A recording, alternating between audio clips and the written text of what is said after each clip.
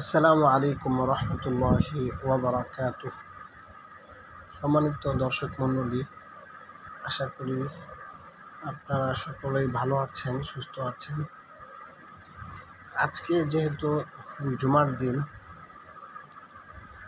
অর্থাৎ ইয়াউমুল জুমা, তাই আজকে আমরা জুমার দিন সংক্রান্ত হাদিসে জুমার যে ফজিলত রয়েছে সেই বিষয়ে আমরা আপনাদের সামনে আলোচনা করব।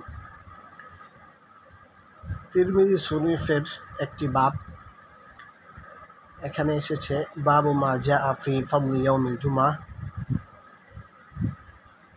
জুমার দিনের শ্রেষ্ঠত্ব সম্পর্কে এই বাবটি। তো হাদাসানা কুতাইবাতু حدثنا المغيرة بن عبد الرحمن عن أبي الزناد عن الأعرج عن أبي هريرة رضي الله عنه أن النبي صلى الله عليه وسلم قال: خير يوم طلعت فيه الشمس يوم الجمعة، فيه خلق آدم، وفيه أدخل الجنة، وفيه أخرج منها، ولا تقوم الساعة إلا في يوم الجمعة। হযরত আবু হুরায়রা রাদিয়াল্লাহু তাআলা আনহু থেকে বর্ণিত যে রাসূলুল্লাহ সাল্লাল্লাহু আলাইহি ওয়াসাল্লাম বলেছেন, খায়রু ইয়াউমিন তালাআত ফীহি শামসু,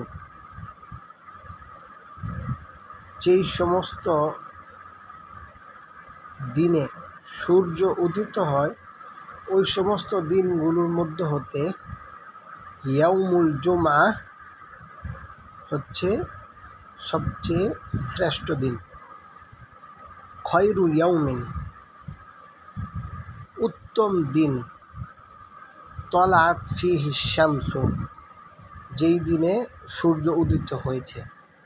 অর্থাৎ আমরা তর্জমা করব, যেই দিনে সূর্য উদিত হয় ওই দিনের মধ্যে হতে সর্বোত্তম দিন হচ্ছে জুমার দিন।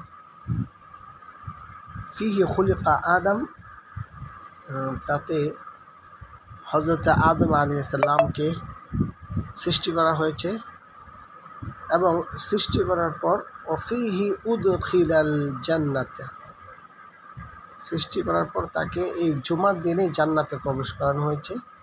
ওফীহি উখরিজা মিনহা, এবং এই দিনেই শয়তান কর্তৃক ওয়াসওয়াসার কারণে হযরতে আদম আলাইহিস সালামকে জান্নাত থেকে বের করে দেওয়া হয়েছে। ওয়ালা তাকুমুস সাআতু ইল্লা ফি ইয়াউমিল জুমআ, আর জুমার দিনেই কিয়ামত সংঘটিত হবে। এই ছিল জুমার দিনের ফজিলত সম্পর্কে। এই হাদিসটি ইমাম তিরমিজি রহমতুল্লাহ আলাইহি এই হাদিসের ব্যাপারে বলেন, ক্বালা আবু ঈসা হাদিসু আবি হুরায়রাতা হাদিসুন হাসানুন সহিহুন। আবু হুরায়রা রাদিয়াল্লাহু তাআলা আনহু এর হাদিস, এটা একটি সহিহ হাদিস। তো আমরা সামনে এখন জুমার দিনে করণীয় কিছু আমল রয়েছে, ওই আমল সম্পর্কে আমরা জানব।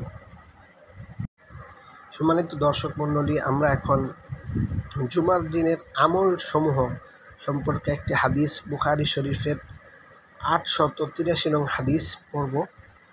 হযরত সালমান ফারসি থেকে বর্ণিত যে রাসূলুল্লাহ সাল্লাল্লাহু আলাইহি ওয়াসাল্লাম বলেন, যে ব্যক্তি জুমার দিন গোসল করলো, সাধ্যমতো পবিত্র হলো, তেল ব্যবহার করলো, ঘর থেকে সুগন্ধি ব্যবহার করলো, অতঃপর মসজিদে এলো, সেখানে দুজন মুসল্লির মধ্যে ফাঁক করে সামনে এগিয়ে যায় না, নির্দিষ্ট পরিমাণ নামাজ পড়লো, অতঃপর ইমাম কথা শুরু করলে চুপ থাকলো, তাহলে আল্লাহ তাআলা তার দুই জুমার মধ্যবর্তী সময়ের গুনাহ মাফ করে দিবেন। তাহলে আল্লাহ তাআলা তার দুই জুমার মধ্যবর্তী সময়ের গুনাহ মাফ করে দিবেন। হাদিসটি সহিহ বুখারী হাদিস নং 883। এই জায়গায় এই হাদিসের ভিতরে আমরা দেখা যায় যে আমরা সাধ্যমতো গোসল করি, তারপরে পবিত্র হই, তেলও ব্যবহার করি, সুগন্ধিও ব্যবহার করি। এরপরে যে এই জায়গাটা মসজিদে, অতঃপর মসজিদে এলো, সেখানে দুজন মুসল্লির মধ্যে ফাঁক করে সামনে এগিয়ে যায় না, যে এই বিষয়টা এখান থেকে নিয়ে এ পর্যন্ত যে এই দুইটা বিষয়, এই বিষয়টা খুবই আমরা করি, মানে যেটাকে বলা চলে আমরা একেবারেই আমরা আমল করতে চাই না, বরঞ্চ আমরা পরে এসে আমরা আরেকজনের কাঁধের উপর দিয়ে যাই। এটা আসলেই খুবই কষ্টদায়ক। তো আমরা এটা করব না। পরে এসে আমাদের মসজিদে যেখানে জায়গা মিলে সেখানে আমরা বসে যাব। এই জায়গায় আরেকটি বিষয় রয়েছে, সেটি হচ্ছে অতঃপর ইমাম কথা শুরু করলে চুপ থাকলো। এই বিষয়টা আমাদের মধ্যে অনেক কম দেখা যায়। দেখা যায় ইমাম সাহেব শুরু করে দিয়েছেন, বিশেষ করে যেই মসজিদে 2 তালা বিশিষ্ট অথবা 3 তালা বিশিষ্ট, তো নিচ তালার মানুষ মোটামুটি ওনারা চুপ থেকে খুতবা শোনেন, কিন্তু 2য় তালা এবং 3য় তালার মানুষ, 4র্থ তালার মানুষ প্রত্যেকের নিজ নিজ কথায় ব্যস্ত থাকেন, যেটা এখানে দেখা যাচ্ছে আপনার 2 জুমার মধ্যবর্তী সময়ের গুনাহ মাফ করবেন, এটা তো হবে না, বরঞ্চ আমরা যদি কথা বলি তাহলে আমাদের গুনাহ হবে। তো এই বিষয়টা খুবই আমাদের লক্ষ্য রাখতে হবে।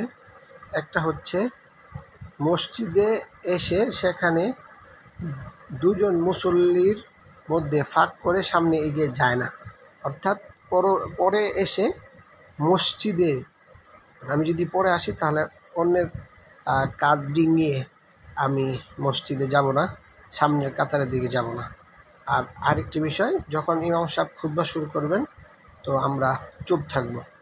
আল্লাহ পাক রব্বুল আলামিন আমাদেরকে জুমার যেই রসুলের সুন্নত যেভাবে জুমা পড়তে বলেছেন সেইভাবে আমাদেরকে জুমার নামাজ আদায় করার তৌফিক দান করুন।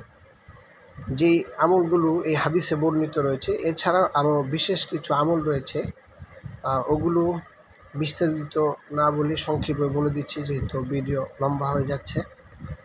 আরও বিশেষ আমলের মধ্যে হতে একটি হচ্ছে সূরা কাহফের তেলাওয়াত করা, এবং এই জুমার দিনে একটা মুহূর্ত রয়েছে, যেই মুহূর্তে আল্লাহ পাক রব্বুল আলামিন দোয়া কবুল করে থাকেন, তো ওই মুহূর্তটাকে তালাশ করা। জুমার দিনে একটি মুহূর্ত রয়েছে যে মুহূর্তে দোয়া কবুল হয়ে থাকে। তো এই মুহূর্তের ব্যাপারে ইমাম আবু ঈসা তিরমিজি রহমতুল্লাহ আলাইহি তিনি একটা বাব কায়েম করেছেন, বাবু মা জা ফি সাআতিল্লাতি তুরজা ফি ইয়াউমিল জুমআহ। তো এই হাদিসে আমরা পাঠ করে দেখি ওই সময় সম্পর্ক কি বর্ণিত রয়েছে। হাদ্দাসানা আব্দুল্লাহ ইবনুস সাব্বাহ আল হাশিমিয়্যু আল বাসরিয়্যু আল আত্তার, হাদ্দাসানা উবাইদুল্লাহ ইবনু আব্দুল মজিদ আল হানাফি, হাদ্দাসানা মুহাম্মদ ইবনু আবি হুমায়দ, حدثنا موسى بن وردانة عن أنس بن مالك عن النبي صلى الله عليه وسلم أنه قال التمسوا الساعة التي ترجى في يوم الجمعة بعد العصر إلى غيبوبة الشمس। যে তোমরা যেই জুমার দিন যে মুহূর্তে দোয়া কবুল হয় ওটাকে তালাশ করো আসরের নামাজের পর থেকে নিয়ে সূর্য ডোবা আগ পর্যন্ত। তো ওই মুহূর্তটা কোন মুহূর্ত এই নিয়ে ইখতিলাফ রয়েছে। কেউ কেউ বলেন যে 2 খুতবার মাঝখানে